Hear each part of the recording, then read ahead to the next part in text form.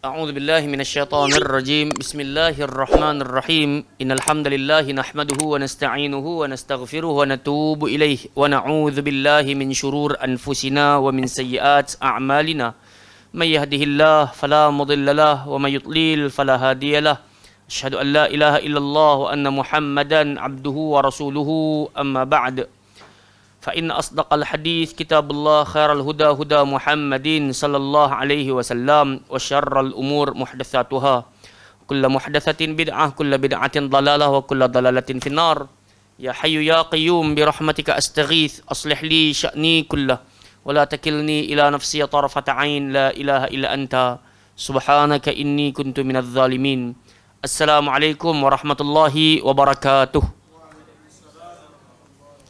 Khabar semua sihat? Alhamdulillah, alhamdulillah, syukur kita kepada Allah Ta'ala. Kesempatan ini Allah Ta'ala jemput kita hadir ke Dewan Baitus Salam ini untuk sama-sama kita mempelajari kalamnya, firmannya. Moga-moga kesungguhan kesanggupan ini Allah Azza wa Jalla sinari kita dengan kebahagiaan dunia dan akhirat, dan dengannya kita dimasukkan ke dalam Jannatil Firdausil A'la. Amin ya rabbal alamin. InsyaAllah, tanpa kita buang masa, sebelum kita membacakan Al-Quranul Karim, ayuh kita bersama-sama mempelajari apa yang terdapat di dalam kitab Tajwid Al-Quran Rasam Usmani ini, yang mana hari ini kiranya kita akan masuk pada tajuk yang baru, betul? Cara memulakan bacaan dengan Hamzah Wasal, betul? Jadi cara memulakan bacaan dengan Hamzatul Wasal, iaitu Hamzah yang bersambung. Baik, di dalam Al-Quran Rasam Uthmani, huruf Hamzah bersambung ditulis dengan bentuk alif dan terletak di atasnya tanda bersambung. So, wasala tu kan. So, dia ambil kepala sad tu, dia letak dekat atas batang alif. Jadi, alif tersebut tak dipanggil alif, tapi dipanggil Hamzatul Wasal. Jadi, kalau orang kata, saya kata, Syekh Izzat, tolong lukiskan Hamzatul Wasal, maka kita pun letak batang alif dan di atasnya ada kepala sad. Okey, itu dipanggil Hamzatul Wasal. Ia hanya wujud di awal kalimah sebagai huruf imbuhan yang dihadzafkan, iaitu ditiadakan, ditinggalkan dari bacaan. Makna katanya Hamzatul Wasal ni kena ada dalam tulisan tapi tak boleh ada dalam bacaan. Pada ketika bacaannya disambung dengan huruf sebelumnya, apabila memulakan bacaan dengannya, ia diberikan tanda bacaan mengikut ketetapan ilmu saraf bahasa Arab. Tanda bacaan diberi padanya ketika memulakan bacaan dengannya adalah seperti mana berikut. Yang pertama, pada kata sandang ataupun alif lam ta'rif, ataupun nama lainnya dipanggil alif lam ma'rifah, yang senantiasa disandangkan pada kata nama am, ia diberikan tanda bacaan baris di atas. Contohnya, kita sebut sama-sama al-jibalu, al-qamaru, asy-syajaru, an-nujumu, asy-syamsu. Baik, jadi jelas kalau kita lihat Hamzatul Wasal selepas dia ada lamut ta'rif. Jadi kita kata dah alif lam itu dia membawa kepada kata nama am. Dia biasanya diletakkan pada kata nama am. Contohnya masjid kan. Jadi biasanya dia akan diletakkan al-masjid. Mustaqim al-mustaqim. Nur an-nur. Hidayah al-hidayah. Macam itulah. Jadinya bila ada sahaja alif dan selepas dia ada lam, automatik dia akan bunyi al. Dia akan bunyi al. Macam kita baca Al-Fatihah lah kan. Bila kita nak mulakan ayat yang kedua daripada Al-Fatihah, kita akan mulakan dengan Alhamdulillah. Kita tak baca ulham, kita tak baca ilham. Jelas? Apa syarat dia? Batang alif tu, selepas dia ada lam sahaja, automatik dia jadi al. Dia tak akan bunyi ul, dia tak akan bunyi il. Kena tengok huruf sebelum dia tu lah. Contoh dia kita dah bacakan tadi, al-qamaru, asy-syajaru dan seterusnya. Nombor 2. Jika huruf yang ketiga pada kata kerja berbaris di atas atau di bawah, maka dia diberikan tanda bacaan baris di bawah. Yang ni pula kita tengok selepas Hamzatul Wasal tak ada huruf lam. Bila tak ada huruf lam, kita nak kena bijaksana. Bijaksana yang macam mana? Macam yang diletakkan pada nombor 2 ni, tengok pada huruf ketiga sama ada baris atas ataupun baris bawah. Bila sama ada huruf ketiga tu baris atas ataupun baris bawah, automatik Hamzatul Wasal berbaris bawah. Contoh dia, i'dzanli, i'zanli. Okey, jadi bila mana ada dua hamzah bertemu, kan kita baca tadi i'zanli, betul? Maka kita kena badalkan dia. So jadi apa? I'zanli. Boleh nampak? Satu huruf mati, satu huruf hidup. Okay, dekat sini ada badal ke? Tak badal ke kat sini? Tak badal, kena badal. I'zanli ke? Untuk perhatian kalimah i'zanli apabila memulakan bacaan dengannya huruf hamzah yang berikutnya ditukarkan menjadi ya sebagai huruf mad. Ni saya kata tadi ni. Daripada i'zanli kita badalkan dia jadi i'zanli. Sebut. Jelas tak? So bahasa Arab ataupun kalimah, satu-satu kalimah jika ada dua huruf yang sama dalam satu perkataan, satu hidup, satu mati, automatik kena badal. Contoh dia perkataan amanna. Amanna. Asal dia adalah amanna. Asal dia amanna. Tapi bila mana ditulis satu hidup satu mati, maka dibadalkan. Cukup dengan amanna. Boleh nampak tak? Contoh dia gitu. Sama dekat sini juga. I'zanli kita kata hamzatul wasal. Dia hamzah. Yang dekat sini pun hamzah juga. So, dua hamzah bertemu. Hamzah pertama hidup, hamzah kedua mati. Jadi, cara nak baca dia, kita kena badalkan dia. Ganti dia. Maka dia jadi i'zanli. Cuba sebut. Okey, settle. Dia dalam qiraat Hafs an Asim, maka kita akan pilih untuk badalkan dia. I'zanli. Kalau nak mulakan dekat dia. Kalau mula dekat dia ni. Tapi kalau sebelum dia tu apa kalimah dia tu?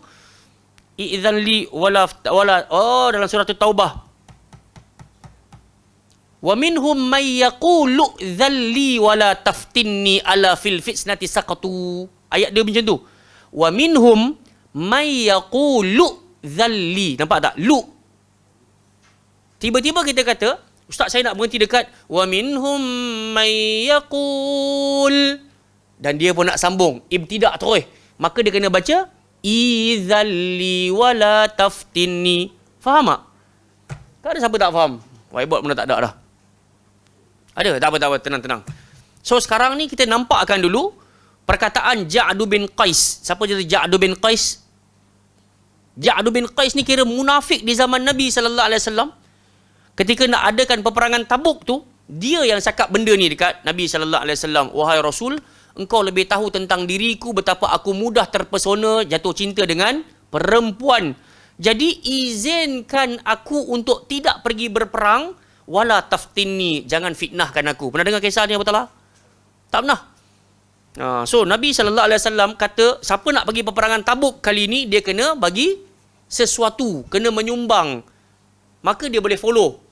Dia kena adakan persiapan dia. Maka dia boleh follow untuk peperangan. Tiba-tiba antara munafik nama dia Ja'du bin Qais.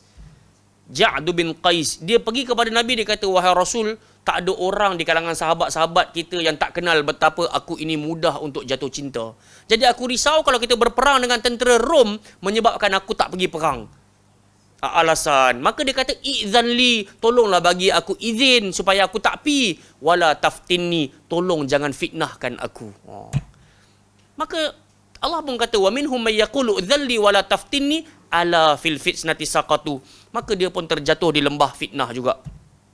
Sebab dia pergi tu atas alasan sahaja. Alasan dia tak nak pergi perang. Dahlah, tak nak pergi perang, jauh nak ke Tabuk. Saya bawa kereta daripada Madinah sampai Tabuk 19 jam. Kereta. Tambah sejam setengah masuk Jordan. Ni, jauh daripada Madinah nak pergi ke Tabuk, jauh. Musim kemarau. Siapa nak pi kena bagi sesuatu untuk menyumbang. Memang cukup package lah. Jauh, panas, nak kena keluar duit. Memang tak pi dah. Kalau munafik, betul tak? Kan, kalau musim bunga ke, musim sejuk boleh kira lagi. Nak keluar duit, pakai sweater sedap-sedap pi.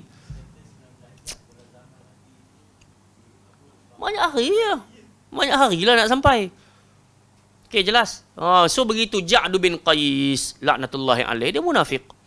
Jamaah dimulakan oleh Allah Subhanahu taala. Jadi bila sampai pada ayat tu, tiba-tiba kita bacakan ayat berapa? 49 ni kan. Kita sebut wa minhum may yaqul Izalli wala taftinni. Kalau nak start dekat izalli. Izalli tu kita kena ganti jadi i. Nama dia mad apa? Badal, maksud dia apa? Ganti ataupun tukar. Sebab tu nama dia badal haji. Ganti haji ataupun tukar. Tukar si pelaku untuk urusan haji. Bukan maksud badal haji itu upah. Upah tu ijar.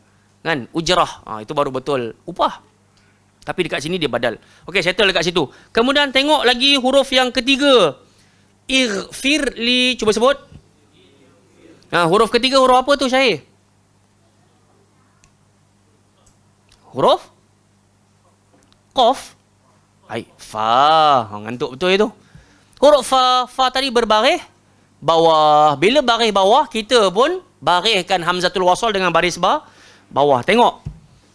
Ada pen sedap nak lukis ni, tapi tak ada, tak apalah. Batang alif tu, atas dia ada kepala sad, betul? So, time bila kita nak bariskan atas, time bila kita nak bariskan depan, time bila kita nak bariskan bawah. Sekarang ni nombor 2 dia sedang ajar kepada kita macam mana nak bariskan bawah. Kaedah dia tengok huruf ketiga selepas batang alif tu. Alif tu masuk sekali lah. So, kalau tengok yang pertama tadi, i'zanli tu, huruf ketiga huruf zal. Zal tu berbaris a. Selepas dia ighfirli, huruf fa tu berbaris bawah. Sama juga. Kena bariskan bawah. Settle. Sambung yang ketiga, irhamna. Okey, untuk kita buat ingatan-ingatan kita, irhamna ni, ra tu tebal ke nipih? Ir ke ir? Ir ke ir? Satu ke dua? Satu ke dua? Satu, dua. Kenapa jadi macam tu? Kenapa berbeza mazhab? Sebab dia baris bawah. Macam tu. Baik. Setiap kali fi'alul amr. Ini semua kata kerja perintah. Irhamna. Maka automatik ra tadi akan menjadi tebai. Automatik dia akan jadi tebai. Dia tak boleh baca ir. Dia kena baca ir. Ir. Tebai. Boleh? Cantik. Yang keempat. Istaghfara. So huruf yang ketiga huruf apa?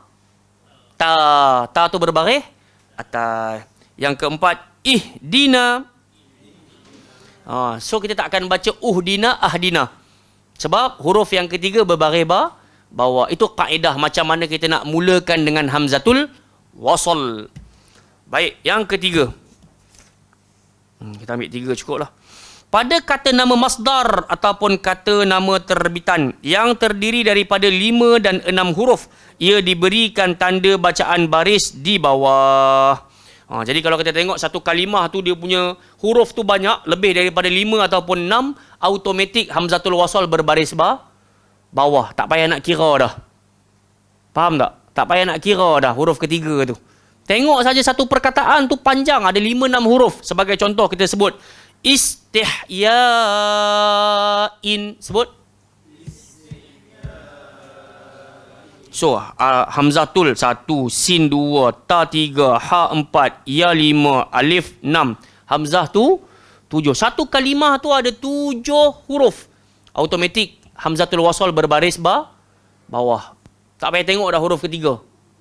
Yang seterusnya, istikbaran. Ikhtilafan. Ibtira'an.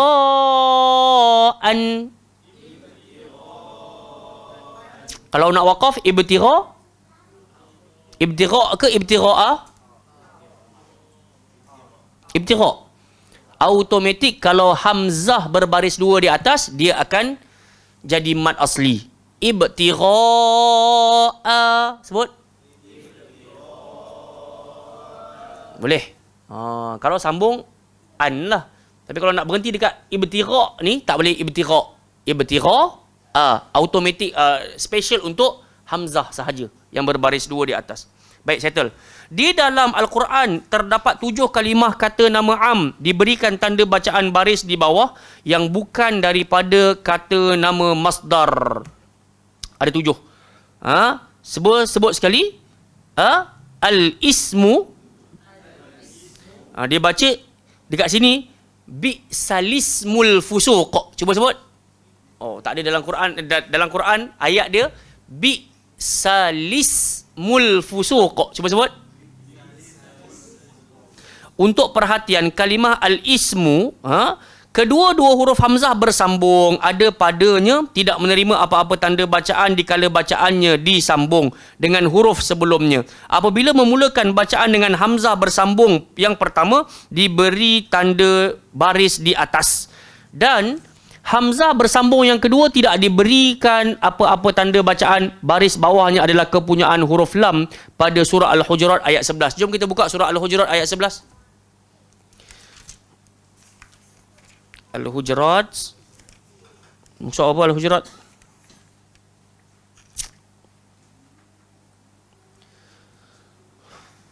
Lima satu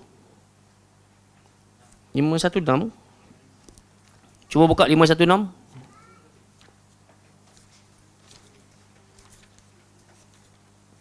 Nah, 516 ayat berapa tadi dikatakan? Ayat sebelah bawah sekali. Jumpa tak? Boleh jumpa?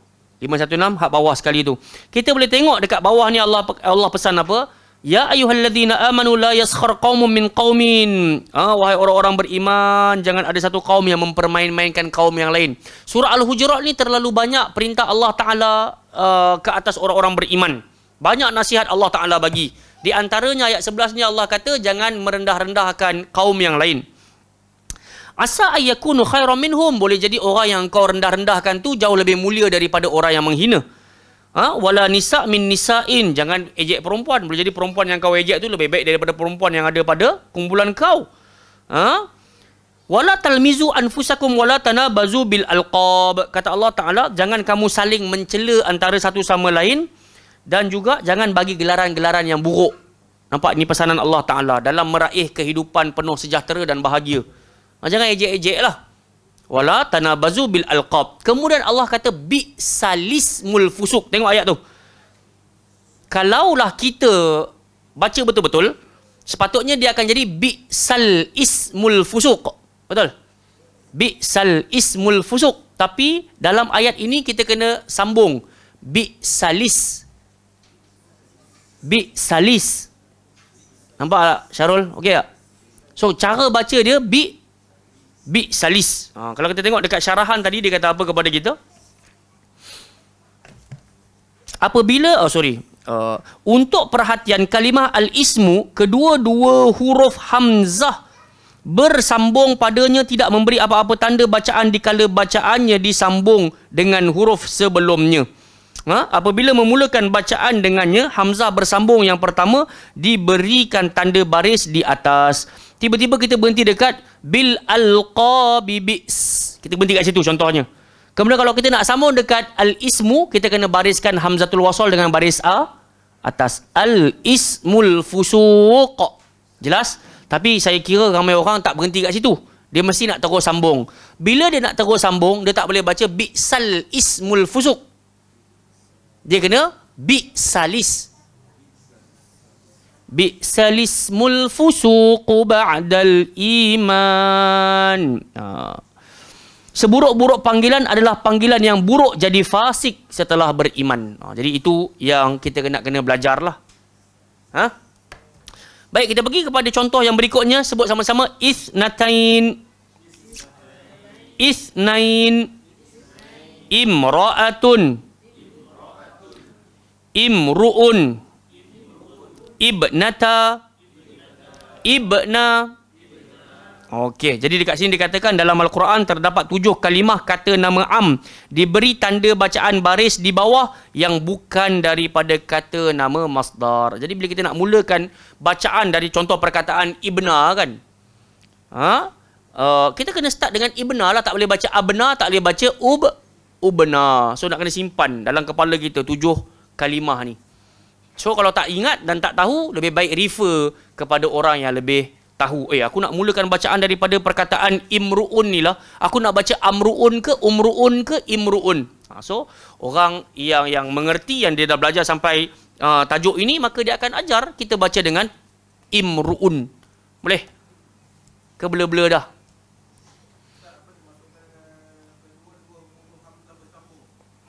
Kan kita kata Hamzah yang ada pada alif tu, hamzatul wasal, dan selepas dia ada hamzah berbaris bawah. Yang pertama dia mati, dan yang kedua dia hidup. Hamzatul wasal tu kan dia mati. Selepas tu hamzah yang kedua tu dia pun hidup. Makanya kalau kita tengok dekat tengok betul-betul dalam muka surat surah Al-Hujurat tadi kan, dia tak letak langsung hamzah dekat bawah tu. Dekat alif lam tu tak ada hamzah. Hamzah kita panggil apa? Hamzah apa nama dia? Qata', apa nama? Hamzah qata'. Dia tak letak pun tanda tu supaya kalau kita sambung bunyi dia bi'sali, bukan bi'sal-is. Kalau ada hamzah tu kita kena baca bi'sal-is. Faham? So dia tak letak dekat sini, menandakan kita kena baca bi'salis. Boleh tak? Okey, barakallahu fik. Tak apalah. Jangan pening-pening. Yang utamanya, once kita baca sampai dekat ayat ini, jangan baca bi'sal ism. So kita baca bi'salism. Walaupun kita tahu perkataan dekat sini maksud dia ism, kan? Tapi kenapa tak diletakkan hamzah supaya once kita baca tu dia terus bersambung. Baik, nanti kita sambung pada nombor yang keempat pada minggu hadapan, dan insya-Allah jom kita terus dah 8.25 kepada pembacaan Al-Quranul Karim yang hari ini kita akan masuk pada muka surat 75 ayat yang ke 189. Betul?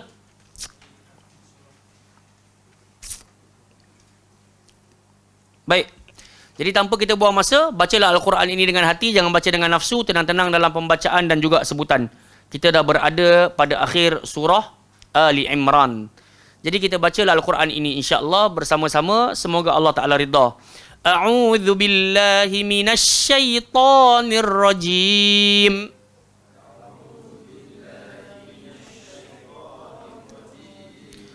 Walillahi mulkus samawati wal ard.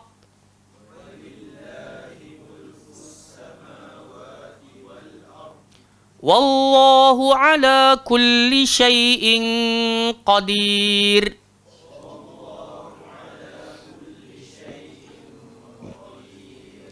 Inna fi khalqis samawati wal ardi wa ikhtilafil laili wan nahar.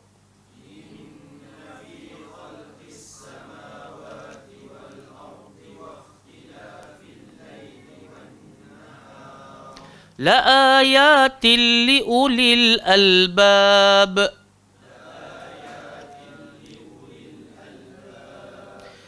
الذين يذكرون الله قياما وقعودا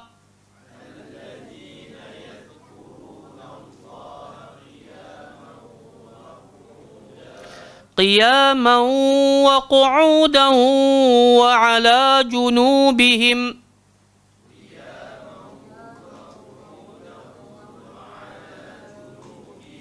ويتفكرون في خلق السماوات والأرض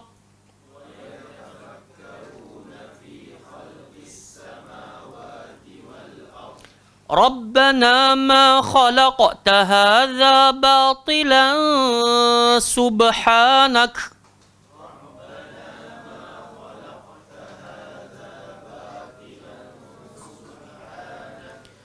سبحانك فقنا عذاب النار.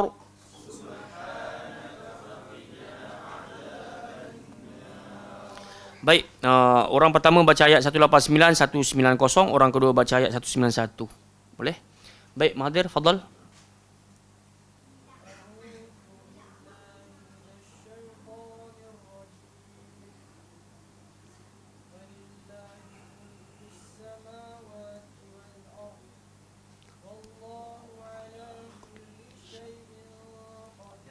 Pun ada juga qaf tak berapa nak bunyi.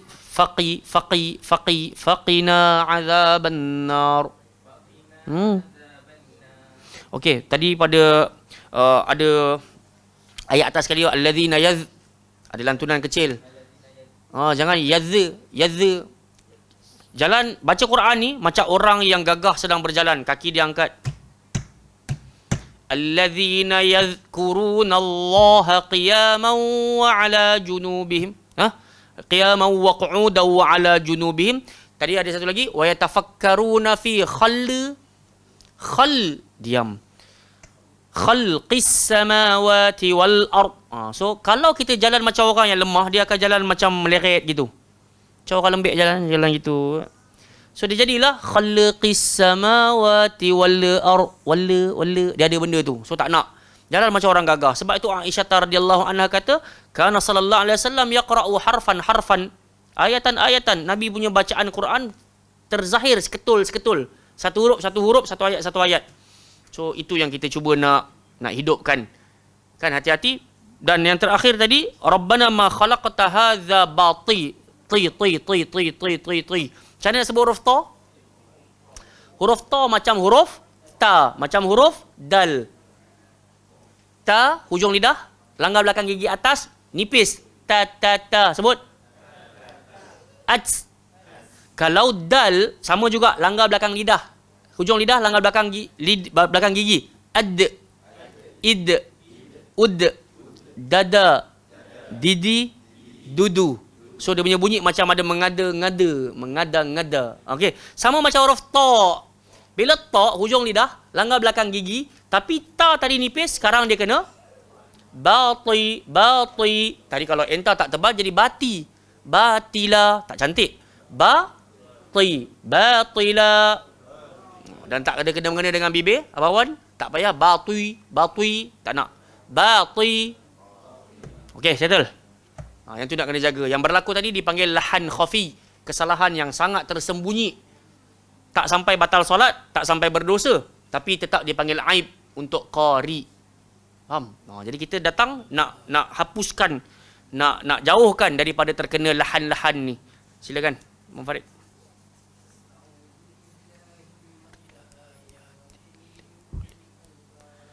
Baik, barakallahu fik. Cuma kalau boleh kita kawal pengawalan suara tu, jangan samawa, dia jadi wa. Kawal samawa. So bacaan Quran ni dia macam mengada-ngada macam kita sebut tadi. Tapi itulah tempat makhraj yang sebetulnya. Dia tak boleh samawati wal ardi waqtila tila. Nak kena kontrol dekat situ. Tapi okey je, jelas je bacaan. Cuma kalau dapat kontrol samawa, dia bukan samawa. Kawal kat situ je. Barakallahu fik. Silakan. Kawan.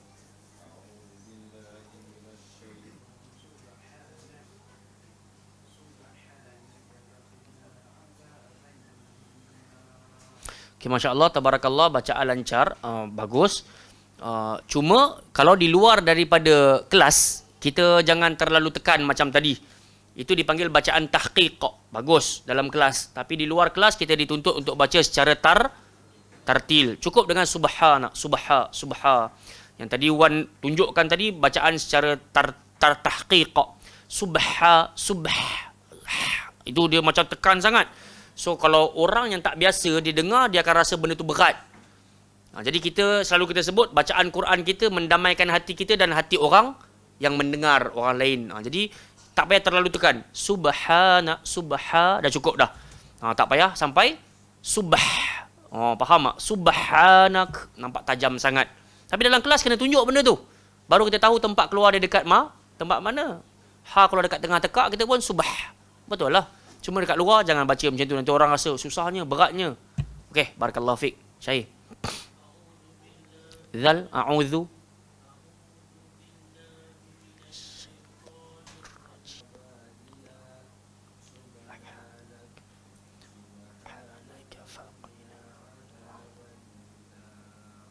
Masya Allah, tabarakallah. Bacaan bakal pengantin. Kita doakan semoga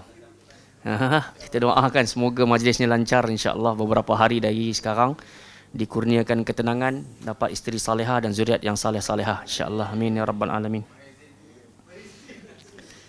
Baik, jemaah yang dimuliakan Allah Taala, saya baca sekali imbas, kemudian kita ambil manfaat daripada 2 ayat yang kita bacakan ataupun 3 ayat yang kita bacakan pada malam hari ini. A'udzu billahi minasyaitonir rajim.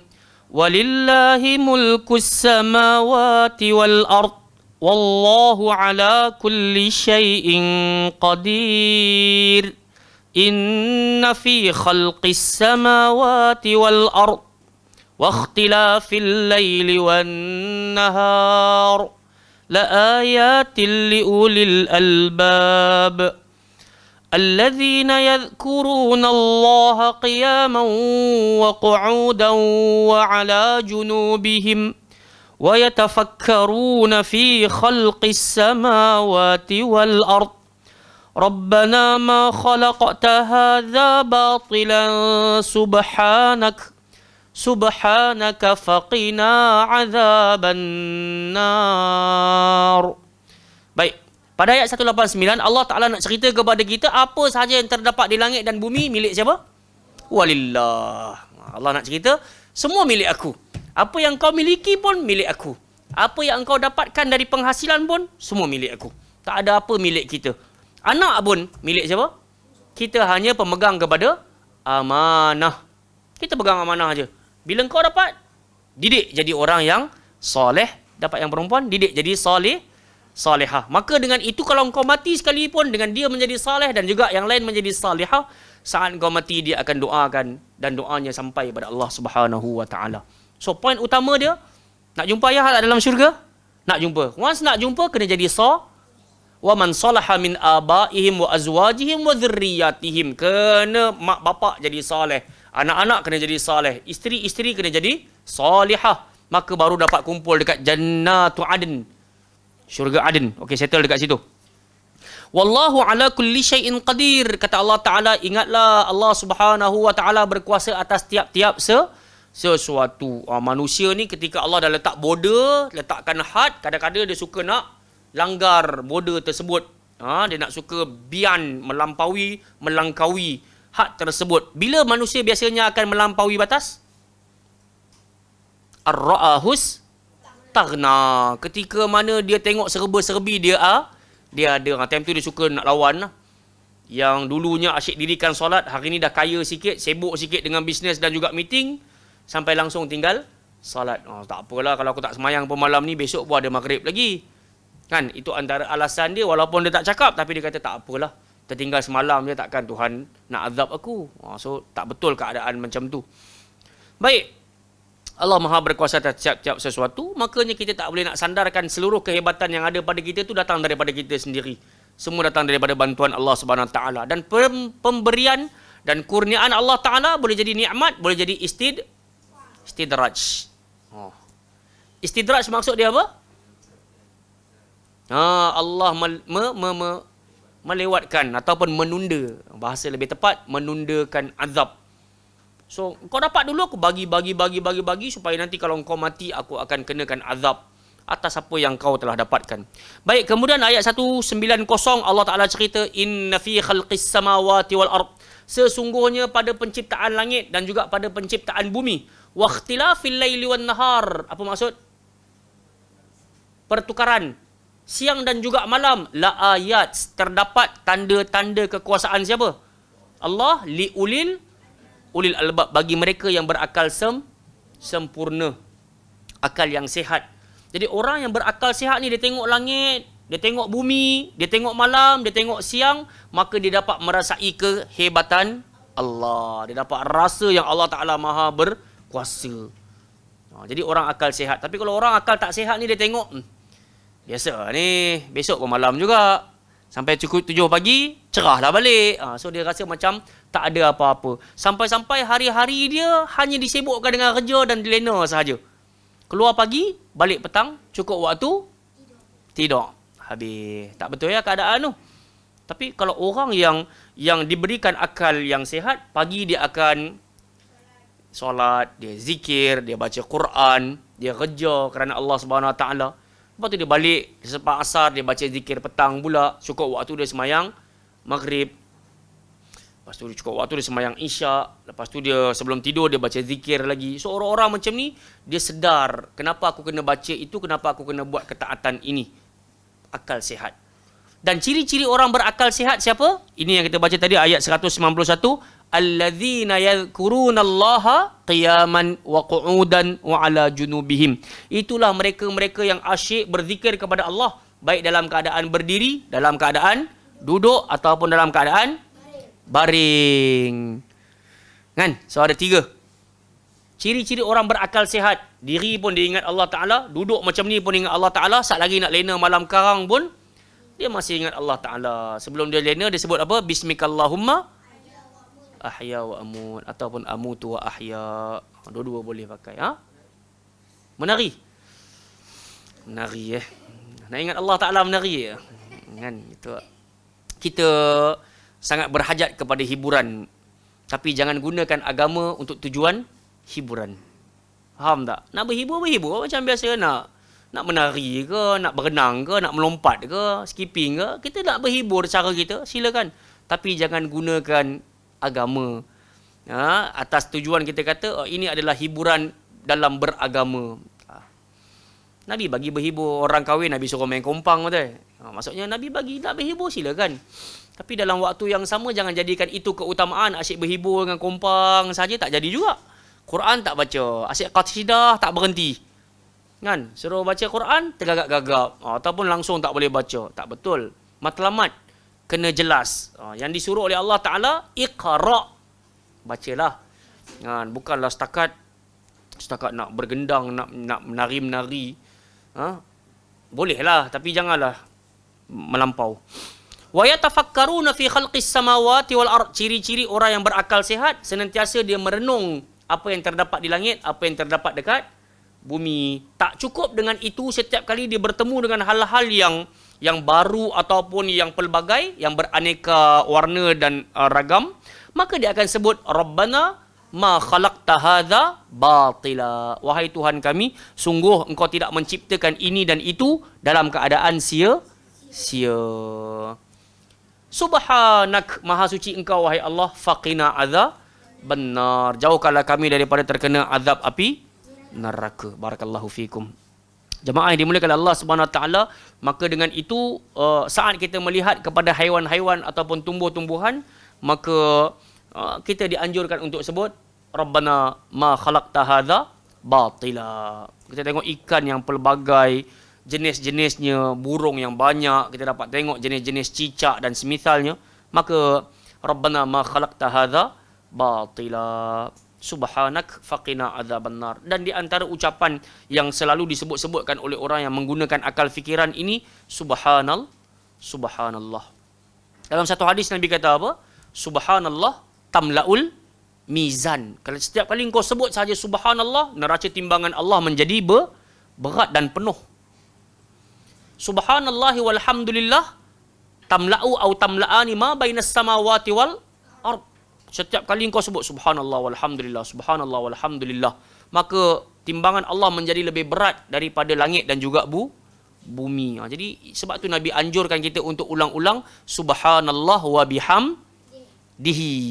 Waktu pagi berapa kali nak kena baca? 100 kali. Subhanallah wa bihamdih, subhanallah wa bihamdih, subhanallah wa bihamdih. Mulakan pagi hari dengan memenuhkan timbangan Allah. Allah dah sediakan untuk kita timbangan-timbangan. Dan kita semua senantiasa maklum, menjelang hari kiamat ada yaumul mizan, hari neraca timbangan.